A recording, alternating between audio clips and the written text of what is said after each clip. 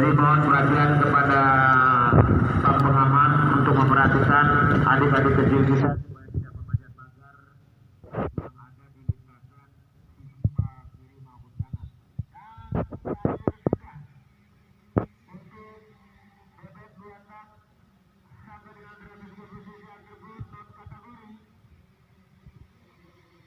Posisi pertama ditempati oleh Indonesia Pak Hoti. Posisi kedua belum ada perubahan Holilula. Posisi ketiga Irfan Saputra. Posisi keempat Muhammad Rizky. Posisi yang kelima ada Muhammad Fadil. Di posisi yang keenam Kapawi Aji Widodo di posisi yang ketujuh.